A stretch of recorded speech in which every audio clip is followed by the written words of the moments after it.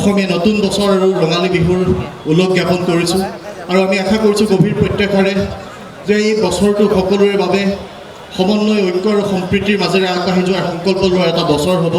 অসমীয়া জাতিটোৱে পাৰ কৰি অহা দুৰ্যোগপূৰ্ণ মুহূৰ্তসমূহ সোঁৱৰণ কৰি অসমীয়া জাতিৰ অস্তিত্ব ৰক্ষাৰ কাৰণে সদৌ অসম ছাত্ৰ সন্থাই আগবঢ়াই নিয়া এই সংগ্ৰামখন অধিক বলিষ্ঠ ৰূপত আগবঢ়াই নিবৰ কাৰণে অসমবাসী ৰাইজে আমাক অভিভাৱকত্ব প্ৰদান কৰিব আৰু জাতীয় জীৱনৰ সৈতে সম্পৃক্ত হৈ থকাৰ প্ৰতিটো বিষয়ত সদৌ অসম ছাত্ৰ সন্থাই যাতে ৰাইজে বিচৰা ধৰণেৰে কাম কাজ কৰি যাব পাৰে আৰু অসমীয়া জাতিটোৱে যাতে বিশ্ব দৰবাৰত এটা শক্তিশালী জীয়া জাতি হিচাপে প্ৰতিষ্ঠা লাভ কৰিব পাৰে সেই সংকল্পৰে সকলো আগবাঢ়ি যাব বুলি আমি আশা কৰিছোঁ।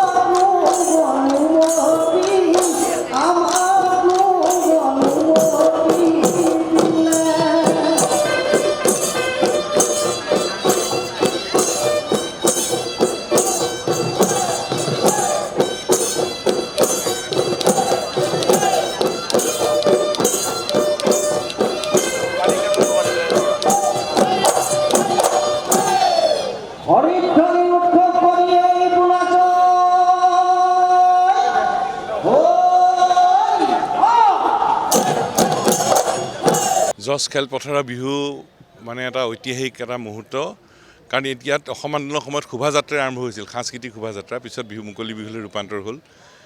সেই সময়ত ভূপেন দা, ক্ষীৰোদাকান্ত বিষয়াকে ধৰি বহু বৰেণ্য ব্যক্তিয়ে এই সাংস্কৃতিক শোভাযাত্ৰাৰ নেতৃত্ব লৈছিল, মুকলি বিহুৰ সন্মুখৰ পৰা পৰিচালনা কৰিছিল আৰু সেইবোৰ মুহূৰ্ত আজি মনলৈ আহি আছে। আৰু বহাগে আৰম্ভ কৰা বছৰটো যাতে অসমৰ ৰাইজৰ কাৰণে আশাৰ বছৰ হয়, ছাত্ৰ ছাত্ৰীসকলৰ সপোনবোৰ বাস্তৱত ৰূপায়িত কৰাৰ বছৰ হয়, যুৱক যুৱতীসকলে আত্মমৰ্যাদাৰে জীয়াই থকাৰ পথৰ সন্ধান পাব পৰা যাতে বছৰ হয়। আৰু আটাইতকৈ গুৰুত্বপূৰ্ণ কথাটো হ'ল যে খিলঞ্জীয়া মানুহৰ প্ৰভুত্ব থকা সৰ্বকালৰ কাৰণে নিৰ্ণায়ক অধিকাৰ নিশ্চিত হ'ব পৰাকৈ সিদ্ধান্ত পাব পৰা যাতে বছৰ হয়। কাৰণ অসমখন আমাৰ অসম, এখন আমাৰ অসম হৈ থাকিব লাগিব আৰু তেনে সিদ্ধান্ত যাতে এই বছৰটো দি পাব পাৰোঁ, আশাৰ বছৰ হওক। সমাজ জীৱনৰ ক্ষেত্ৰত বিভিন্ন ক্ষেত্ৰত আগবঢ়াই অহা অৱদানসমূহৰ ক্ষেত্ৰত আপোনালোকে বিভিন্নজন ব্যক্তিক সন্মান জনাই আহিছে। এইবাৰ কেনেধৰণে এইবাৰ অসমলৈ গৌৰৱ কঢ়িয়াই অনা আমাৰ নৃত্যাচাৰ্য যতীন গোস্বামী ছাৰকে ধৰি অসমলৈ গৌৰৱ কঢ়িয়াই অনা সকলো ব্যক্তিক ইয়াত ৰাজহুৱাকৈ সম্বৰ্ধনা জনোৱা হ'ব। তেখেতসকল আমাৰ সাহস, উদ্যম, অনুপ্ৰেৰণা, অভিভাৱক, তেখেতসকলৰ পৰা আশীৰ্বাদ আমি ল'ম যাতে জাতীয় জীৱনক বলিষ্ঠভাৱে আমি আগুৱাই নিব পাৰোঁ। আপোনালোকৰ মাধ্যমেৰে অসমবাসীৰ ৰাইজলৈ ৰঙালী বিহুৰ হিয়া ভৰা ওলগ যাচিছোঁ, জ্যেষ্ঠসকললৈ সেৱা নিবেদিছোঁ আৰু সদৌ অসম ছাত্ৰ সন্থাৰ সংগ্ৰামখনৰ বাবে আটাইৰে অভিভাৱকত্ব আশীৰ্বাদ কামনা কৰিছোঁ। জজ ফিল্ডৰ মুকলি বিহুৰ এক সুকীয়া পটভূমি আছে, সুকীয়া ইতিহাস আছে, যিখিনি সময়ত ঐতিহাসিক অসম আন্দোলনৰ মাজভাগত চৰকাৰে দমন নীতিৰে সৈতে যিকোনো ধৰণৰ সমদল নিষিদ্ধ কৰিছিলে, সেইখিনি সময়ত আজিৰ এই বিহুৰ দিনটোতে গুৱাহাটীৰ সকলো বিহু সন্মিলনী নিজৰ নিজৰ পতাকা উত্তোলনৰ পিছত সদৌ গুৱাহাটী ছাত্ৰ সন্থাৰ আহ্বানত আহি এই স্থানত উপস্থিত হৈছিল আৰু ইয়াৰ পৰাই সমদল বাহিৰ কৰিছিলে। সেই সমদলৰ সন্মুখত গৈছিলে ডক্টৰ ভূপেন হাজৰিকা, ক্ষীৰোদাকান্ত বিষয়াকে প্ৰমুখ্য কৰি অগ্ৰণী ব্যক্তিসকল। আৰু তাৰপিছত অসম আন্দোলনৰ সময়ত আৰম্ভ হোৱা সেই সমদলেই অসম আন্দোলনৰ পৰিসমাপ্তিত এই মুকলি বিহুৰ ৰূপ পালে। অৰ্থাৎ এই বিহুখন জাতিটোৰ সংগ্ৰামী চেতনাৰ সৈতে জড়িত হৈ আছে। আৰু এনেও আমি সকলোৱে জানো যে ৰঙালী বিহু কেৱল জাতিটোৰ সংস্কৃতিৰ লগতে জড়িত নহয়, জাতিটোৰ অৰ্থনীতি, সমাজনীতি, সুৰুচিপূৰ্ণ খাদ্যাভ্যাস, সৌন্দৰ্যবোধৰ লগত বিহুৰ সম্পৰ্ক আছে। গতিকে জাতীয় উৎসৱৰ এই পবিত্ৰ দিনটোত পুনৰবাৰ আপোনালোকৰ মাধ্যমেৰে অসমবাসী ৰাইজৰ আশীৰ্বাদ, অভিভাৱকত্ব কামনা কৰিছোঁ আৰু সদৌতিলৈকে ৰঙালী বিহুৰ ওলগ যাচিছোঁ। আজি এই জজ ফিল্ডৰ মুকলি বিহুত বিগত বৰ্ষটোত অসমলৈ সন্মান কঢ়িয়াই অনা, নিজৰ নাম ৰাষ্ট্ৰীয় প্ৰেক্ষাপটত উজ্বলাই জাতিটোলৈ গৌৰৱ কঢ়িয়াই অনা অসম সন্তানসকলক ইয়াত সম্বৰ্ধনা জ্ঞাপন কৰা হ'ব। আৰু এই বছৰটোত আমাৰ মাজৰ পৰা হেৰাই যোৱা শৈল্পিক জগতৰ পুৰোধা ব্যক্তিসকলৰ স্মৰণত ইয়াত অনুষ্ঠান পৰিৱেশন কৰা হ'ব। এই অনুষ্ঠানত কেৱল গুৱাহাটীৰেই নহয়, অসমৰ ভিন্ন প্ৰান্তৰ পৰা ৰাইজ আহি সমবেত হৈছেহি, লোককৃষ্টিৰ ইয়াত সমাহাৰ ঘটিব। গতিকে সকলোকে বিহুখনি উপভোগ কৰিবৰ কাৰণে অনুৰোধ জনাইছোঁ আৰু পুনৰবাৰ আপোনালোকৰ মাধ্যমেৰে আটাইৰে আশীৰ্বাদ কামনা কৰিছোঁ। কেইবাগৰাকীকো সম্বৰ্ধনা জনোৱা হ'ব আৰু যিহেতু কংগ্ৰেছ যিটো সমাজ জীৱনৰ লগত জড়িত যিসকল ব্যক্তিক সম্বৰ্ধনা জনাব, ইয়াৰ ক্ষেত্ৰত যতীন্দ্ৰনাথ গোস্বামীদেৱো আছে। এই ক্ষেত্ৰত আৰু কেইজন দিয়া হৈছে? বহুকেইগৰাকী ব্যক্তি আছে, পদ্মশ্ৰী বঁটাপ্ৰাপকসকল আছে, যতীন গোস্বামী ডাঙৰীয়া, ডক্টৰ অনিল বড়ো ডাঙৰীয়া, গীতা উপাধ্যায় ডাঙৰীয়ানী, ৰেৱকান্ত মহন্ত ডাঙৰীয়া, তাৰ বাদেও ৰাষ্ট্ৰীয় চলচ্চিত্ৰ বঁটা পোৱা, সাহিত্য একাডেমী বঁটা পোৱা বহুকেইগৰাকী ব্যক্তি আছে। সাহিত্য একাডেমী শিশু বঁটা প্ৰাপক, অনুবাদ সাহিত্যত বঁটা লাভ কৰা, সাহিত্য একাডেমীৰ যুৱ বঁটা লাভ কৰা, এই ধৰণেৰে কেইবাগৰাকীও সুযোগ্য অসম সন্তানক আজি ইয়াত সম্বৰ্ধনা জ্ঞাপন কৰা হ'ব। এই ধাৰাবাহিকতা ছাত্ৰ সন্থাই অতীজৰে পৰা অব্যাহত ৰাখিছোঁ। বহাগ বিহুৰ পবিত্ৰ দিনটোতে জাতিটোৰ কাৰণে গৌৰৱ কঢ়িয়াই অনা এই অসম সন্তানসকলক আদৰিলে আমাৰো মন প্ৰাণ ভৰি উঠে, পুলকিত হয় আৰু নতুন প্ৰজন্ময়ো আচলতে এটা আশাৰ বাট দেখা পায়। তেওঁলোকক অনুসৰণ কৰি তেওঁলোকৰ যি সাধনা, সেই সাধনাৰ দ্বাৰা অনুপ্ৰাণিত হৈ তেওঁলোকেও নিজৰ সাধনা আগবঢ়াই যাবৰ কাৰণে এটা উৎসাহ পায়। সেইকাৰণে আজিৰ দিনটোত সম্বৰ্ধনাৰ বিশেষ এক তাৎপৰ্য আছে। এই ধাৰাবাহিকতা অব্যাহত আছিল আৰু অনাগত দিনতো অব্যাহত থাকিব। জাতিৰ বাবে যি সংগ্ৰাম আছিল আৰু এই বছৰৰ ইতিমধ্যে বহাগ মাহতে এটা ভাল ফলাফলো আহিব বুলি আশা কৰা হৈছে। যিখিনি অসম চুক্তি যি পৰামৰ্শ বুলি কথা আছিলে সেইখিনি ইতিমধ্যে আমি আশাবাদী যে বহাগে আৰম্ভ কৰা এই নতুন অসমীয়া বছৰটোত জাতীয় সংগ্ৰামৰ দিশত আমি এটা উল্লেখযোগ্য ঢাপ আগবাঢ়িবলৈ সক্ষম হ'ম আৰু অসম চুক্তিৰ ৬ নং দফাৰ জৰিয়তে অসমৰ ৰাইজৰ কাৰণে, খিলঞ্জীয়া ৰাইজৰ কাৰণে সাংবিধানিক সুৰক্ষা কৱচ সুনিশ্চিত কৰিবলৈ আমি সক্ষম হ'ম বুলি আশা ৰাখিছোঁ। আৰু আটাইতকৈ ডাঙৰ কথা, এইবাৰ বহাগে আৰম্ভ কৰা নতুন বছৰটোৱে আমাৰ কাৰণে কঢ়িয়াই আনিছে সুধাকণ্ঠ ডক্টৰ ভূপেন হাজৰিকাদেৱৰ জন্ম শতবাৰ্ষিকী। গতিকে এই বছৰটোত তেখেতৰ জন্ম শতবাৰ্ষিকীক লৈ ছাত্ৰ সন্থাৰো নিশ্চয় পৰিকল্পনা থাকিব আৰু ৰাইজেও নিশ্চয় পৰিকল্পনা হাতত ল'ব। আমি সকলোৱে মিলি বিশ্বক জনাই দিব লাগে যে অসমত ডক্টৰ ভূপেন হাজৰিকা জন্ম হৈছিলে, তেখেতক অসমৰ ৰাইজে তেখেতৰ অবৰ্তমানতো উদযাপন কৰি আছে আৰু তেখেতৰ দৰে একক অনন্য অদ্বিতীয় শিল্পী যে বিশ্বত বেলেগ এজন নাই, সেই কথাটো পুনৰ আমি প্ৰমাণ কৰিব লাগিব।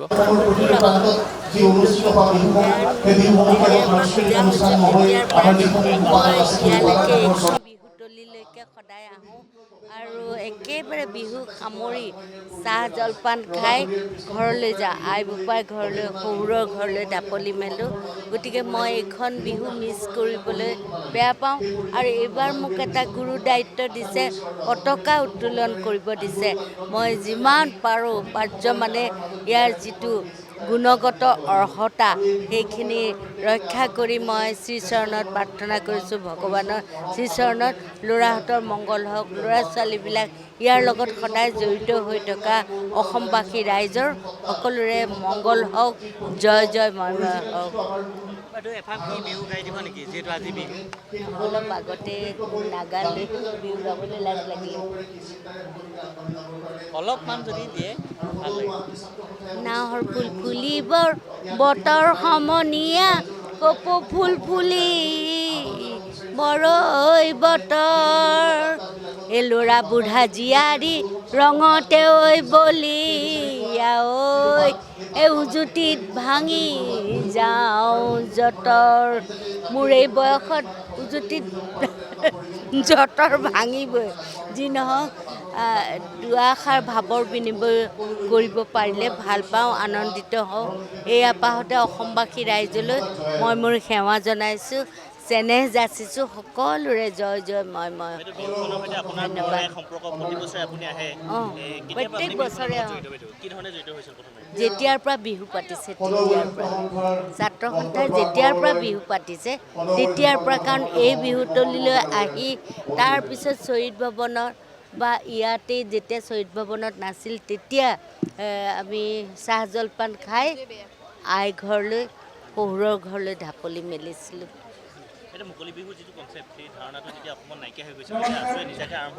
নহয় নহয়, আছে, কোনো কোনো ঠাইত আছে, চহৰমুখীৰ কাৰণে ক'ব নোৱাৰে, কিন্তু চহৰতো পথাৰত বিহু মাৰে। কিন্তু এতিয়া এনেকুৱা হৈছে, আগৰ যিটো পৰম্পৰা আছিলে, এই খোপাত যিটো আচল কপৌ ফুল তেনেকৈ মাৰিছিলে, এতিয়া কপৌ ফুল মাৰিবলৈ প্লাষ্টিকৰ কপৌ ফুল মাৰে বা লিপষ্টিকখিনি বৰমতুৰি লগাইছিলে। তেতিয়া তাহানিতে প্ৰদীপ চলিহাদেৱে যেতিয়া আমাক দেখুৱাইছিল বৰমতুৰি কি, যে আচলতে মই ভাবোঁ যে আমাৰ ছাত্ৰ সন্থাৰ ল'ৰা ছোৱালীবিলাকে কৰ্মশালা পাতি বিহুত যিবিলাক বস্তু ব্যৱহাৰ কৰা হয় সেইখিনি দিলে আৰু ভাল হয়। সদৌ গুৱাহাটী ছাত্ৰ সন্থাৰ উদ্যোগত এই জজ ফিল্ডত আয়োজিত বিহুৰ বাকৰিৰ পৰা আমি অসমবাসী ৰাইজলৈ ৰঙালী বিহুৰ আৰু অসমীয়া নতুন বছৰৰ ওলগ জ্ঞাপন কৰিছোঁ। সকলোলৈকে শ্ৰদ্ধা জনাইছোঁ আৰু নতুন প্ৰজন্মৰ সকলো প্ৰতিনিধিলৈ আমি আন্তৰিক ওলগ জ্ঞাপন কৰিছোঁ। আৰু সদৌ গুৱাহাটী ছাত্ৰ সন্থাৰ এই উদ্যোগৰ জৰিয়তে বিহুৰ যি মূল শিপা মুকলি বিহুৰ জৰিয়তে আমি নতুন প্ৰজন্মক চিনাকি কৰাই দিব বিচাৰিছোঁ আৰু প্ৰজন্মৰ পৰা প্ৰজন্মলৈ এই বিহুৰ যি উপাদান এই উপাদানটোক আমি বোৱাই নিবৰ কাৰণে কৰি অহা প্ৰচেষ্টাৰ অংশীদাৰ হিচাপে আজি গুৱাহাটীৰ বিভিন্ন স্থানৰ পৰা লোক আহি ইয়াত সমবেত হৈছে। আৰু বিহুৰ বাকৰিত সমন্বিত সকলোৰে লগতে আমি সকলো অসমবাসী ৰাইজক আহ্বান জনাব বিচাৰোঁ এই বছৰটো যাতে আমি গভীৰ প্ৰত্যাশাৰে ঐক্য শান্তি সম্প্ৰীতি সমন্বয়ৰ মাজেৰে অসমীয়া মানুহৰ খিলঞ্জীয়া মানুহৰ প্ৰভুত্ব থকা এখন অসম গঢ়াৰ সংকল্প ল'ব পাৰোঁ। আৰু এই বহাগে লৈ অহা অসমীয়া নতুন বছৰটো যাতে সকলো মানুহৰ কাৰণে এটা আমি নিজৰ যি স্বাভিমান আমি অধিকাৰৰ কাৰণে আমি যি সংগ্ৰাম কৰি আহিছোঁ সংগ্ৰামখন শক্তিশালী হোৱাৰ সংকল্প যাতে আমাৰ সকলোৰে মনত দৃঢ়তাৰে পোষণ কৰিব পাৰোঁ। নতুন প্ৰজন্মই যাতে পৰিকল্পিতভাৱে শৈক্ষিক সংগ্ৰামখন আগবঢ়াই নিব পাৰে অৰ্থনৈতিকভাৱে সকলো স্বাৱলম্বী হ'ব পাৰে সেই চিন্তাৰে আগবাঢ়ি যাবৰ কাৰণে সকলোলৈকে আমি আহ্বান জনাইছোঁ। আজি ৰঙালী বিহু আজি বিহু আৰম্ভ হৈছে। এই বিহুৰ দিনা মই গোটেই অসমৰ ৰাইজলৈ মই মোৰ বিহুৰ সেৱা আগবঢ়াইছোঁ। লগতে ডেকা গাভৰু যিসকল আছে সকলোকে বিহুৰ শুভেচ্ছা জনাইছোঁ। এইখন ছাত্ৰ সন্থাৰ বিহু মুকলি বিহু। এই বিহুখনৰ এটা বেলেগ মাদকতা আছে। সেইকাৰণে এই বিহুখন মই ভাল পাওঁ। বিহুখনলৈ মই আহোঁ প্ৰত্যেক বছৰেই। আৰু মই আশা কৰিছোঁ যে অহা বছৰটো অসমবাসীৰ কাৰণে সুখকৰ হয় শুভময় হওক ইয়াকে আশা কৰিছোঁ। আৰু ইয়াৰ লগে লগে মই আপোনালোক সকলো চেনেলৰ যোগেদি মই গোটেই অসমবাসীলৈ মই বিহুৰ সেৱা আগবঢ়াইছোঁ। সেইটো এটা বেলেগ কথা কাৰণ সন্মান জনাব মই এইবছৰ পদ্মভূষণ বঁটাৰে সন্মানিত হৈছোঁ। তাৰ কাৰণে মই অসম চৰকাৰক ধন্যবাদ দিছোঁ। আৰু কাৰণ অসম চৰকাৰৰ যোগেদি সেইটো সম্ভৱ হয় অসম চৰকাৰক ধন্যবাদ দিছোঁ। আৰু অসমবাসীৰ আশীৰ্বাদ নহ'লে এইটো নহ'লহেঁতেন। গোটেই অসমৰ ৰাইজৰ আশীৰ্বাদত এইটো হৈছে তাৰ কাৰণে মই অতি কৃতজ্ঞ। আজি ৰঙালী বিহুৰ প্ৰথমটো দিন গৰু বিহু উদযাপনৰ মাজেৰে আজি গোটেই অসমবাসী ৰাইজে এই অতি হেঁপাহৰ অতি আদৰৰ ৰঙালী বিহুটি উদযাপন কৰিছে। আৰু আজি আমি এই জজ ফিল্ডৰ এই মুকলি বিহু মঞ্চত সদৌ অসম ছাত্ৰ সন্থাই আয়োজন কৰা এই মুকলি বিহু মঞ্চত আমি উপস্থিত আছোঁ।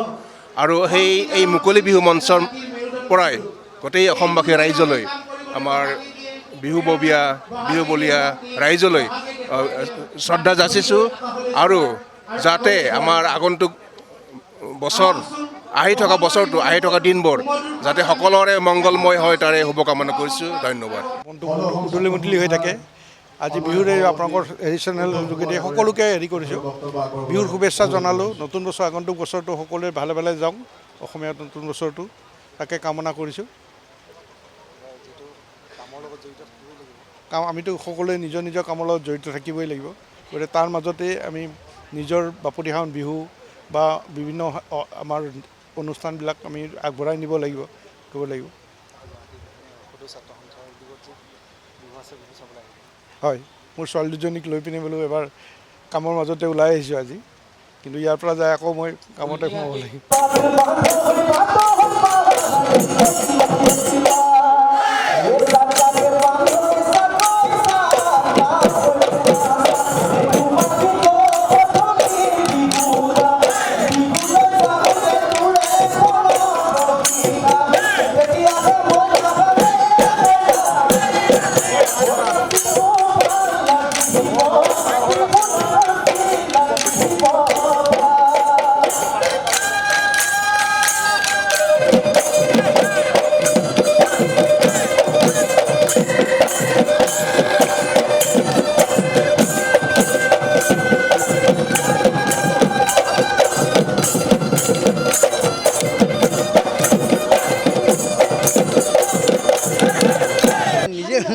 সাংঘাতিক ৰোমান্টিক মই বিৰাট ৰোমান্টিক। মই তোমালোকে গম পোৱা নে নোপোৱা নাজানো। মই 4 নম্বৰজনীকে বিয়া পাতিছোঁ এতিয়া। 3 নম্বৰ আগতে মই 3জনীৰ লগত প্ৰেমত আবদ্ধ হৈছিলোঁ বিহুতলিত। বিহুৰ বাকৰিত প্ৰেমত পৰিছিলোঁ। সেইকাৰণে বিহু মোৰ হিয়াৰ আমঠু। গতিকে মই এজন বিৰাট ৰোমান্টিক বৃদ্ধ বুলি ক'ব লাগিব। বা যিয়ে নহওক মনত পৰে ৰোমান্টিক মুহূৰ্তত এবাৰ ভ্ৰাম্যমাণ থিয়েটাৰত থাকোঁতে মোৰ প্ৰেয়সীক বৰ্তমানৰ যিগৰাকী প্ৰেয়সীক মই মনে মনে উইন্সৰ দাঁতিত বৰদিন আৰু চুলিত গঢ়া তেল দিবলৈ গৈছিলোঁ আৰু এদিন মই ধৰা পৰিছিলোঁ প্ৰযোজকে ধৰা পেলাইছে মনে মনে মোৰ প্ৰেয়সীক সেই উপহাৰ প্ৰদান কৰাৰ কাৰণে এইবিলাক বহুত ঘটনা আছে ভাল লাগে এইবিলাক ৰোমন্থন কৰি ভাল লাগে ৰোমন্থন কৰিলে আকৌ অতীতলৈ উভতি যাবলৈ মন যায় ঐ নাইনত পঢ়া যেতিয়া চিঠি লিখা তেতিয়া টেবুলতে ঢকিয়াই কান্দিছিলা তেতিয়া ঐ নাইনত পঢ়া যেতিয়া চিঠি লিখা তেতিয়া টেবুলতে ঢকিয়াই কান্দিছিলা তেতিয়া ঐ পৰ্বতৰ নাগিনী নাইনত পঢ়া যেতিয়া ঐ দেখিবলৈ ধুনীয়া নাইনত পঢ়া যেতিয়া ঐ টকাত চাৰিজনী পায়ে ভনীতি নাইনত পঢ়া যেতিয়া চিঠি লিখা তেতিয়া টেবুলতে ঢকিয়া কান্দিছিলা তেতিয়া ধন্যবাদ যিকোনো খবৰৰ বাবে যোগাযোগ কৰক 7099017330 লগতে 7099017110 নম্বৰত